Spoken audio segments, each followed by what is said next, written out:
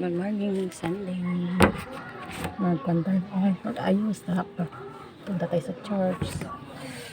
Go to church. Sunday.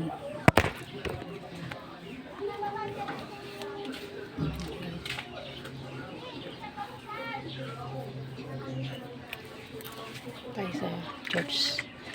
Para may panahon tayo sa God, diba guys? Hindi lang tayo puro trabaho. Kailangan din natin simba.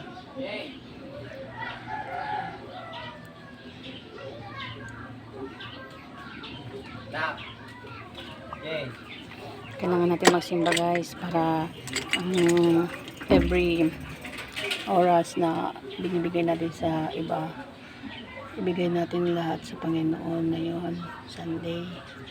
Hindi naman masama po yun guys, kahit sabihin nila na simba lagi na nagkakasala din naman. Nobody's perfect, wala naman taong perfecto, kundi simba lang kasi para naman kahit papaano hindi man mabawasan ng kasalanan, at least naaalala mo ang God, diba guys? Hindi naman po magsimba ka na simba ka ng simba mas makasapan din naman. Ganun talaga guys. Wala naman tayo, walang naman taong perfecto. Diba guys? Kaya gusto mag-church guys. Kunin ko tayo ko sa naglaba ako guys. Pagbalik ko na lang guys, magkuhan ako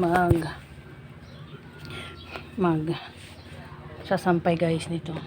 Nalabahan ko nito, sasampay ko, natanggalin ko nito guys. Tanggalin ko na mga palangga.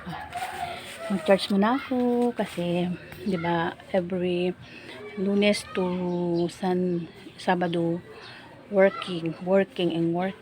Ngayon, you go to church. Go to church. I pray my family is strong and healthy.